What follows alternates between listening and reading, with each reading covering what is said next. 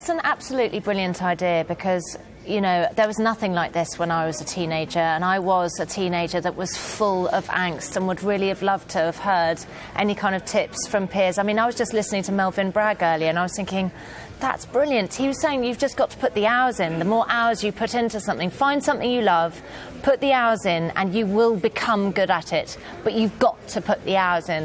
And I thought, yeah, that's how you build confidence. Just do it time and time again and get used to it. Mine was a lot about you've got to fake it to make it. Sometimes when you don't feel like you're confident. I mean, I often don't feel confident in a huge crowd of people. I can feel quite lonely. You suddenly think, oh, I don't know what to do. And then you think, fake it to make it. Chest out. I mean, what do you become? Do you become another person? I mean, it must have been interesting for people to hear that from you. Yes. There you are. You broadcast to millions. You broadcast. I mean, you talk live to hundreds, thousands of people. For you to say to them, "Well, look, you know, I suffer this crushing self-doubt sometimes." Absolutely. And sometimes I can have confidence, and then the next minute's gone, and then the next minute comes back. I mean, it can come and go throughout a day.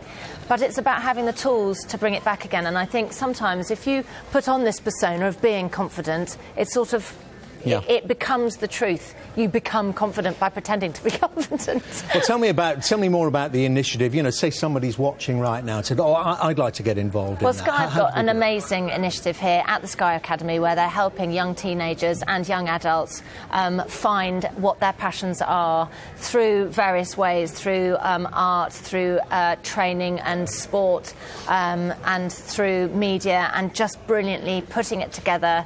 And they've got schools coming in to spend half days here to get an experience of all the different kind of jobs you can get. It's just a brilliant way of building up teenagers' confidence and making them see that they can achieve anything that they want to. Follow your dream. And let's talk specifically about the online world there, because we had a little clip there, didn't we, in Alfie's piece from Alfie, the vlogger and blogger there, and some specific tips. I mean, a lot of the confidence-knocking stuff now comes online, comes through the virtual world. Well, a lot of the trolls and things like that come through the virtual world, but let's not forget people like Alfie and his lovely girlfriend Zoe, who are there always being very positive, very confident. They talk about she in particular talks about her anxiety and her depression and how she deals with that, and that, I know, is an inspiration to lots of teenagers. So you can look for help there on YouTube, etc. But Alfie had a brilliant tip today, which was, you know, if somebody's mean, just block them, because there is a sense of power that comes from that. You know, I'm not even going to listen to you, and you're not going to be able to see anything that I post, because I'm going to block you, and just do it straight away. And why even let them have the airtime? But I mean, the research that's carried out along this as well says a lot of people, though, do feel, and this is a bit worrying, feel more confident online. It's almost they've got a defence, they've got a shield. Well, I don't think that's worrying. Don't worry, damn it. Because I think a lot of people feel a bit more confident when they don't have that kind of really close, intense one-on-one thing.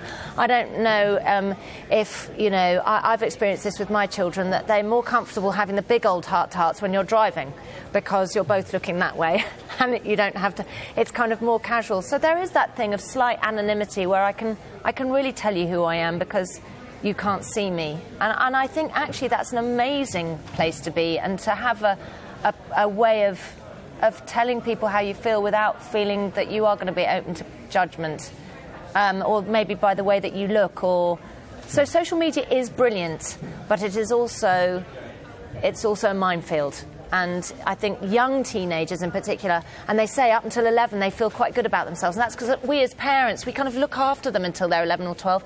Then they go into the tunnel and they become quite difficult to communicate with, and maybe we as parents and adults don't congratulate teenagers enough or as much. We need to tell them, you're doing a great job, well done, carry on.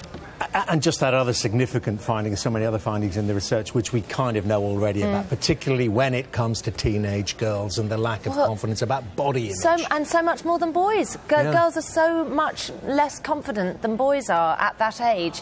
And that is a lot to do with comparison to unachievable women that are out there all the time, that are airbrushed and things like that, and girls just think, I can't possibly ever look like that.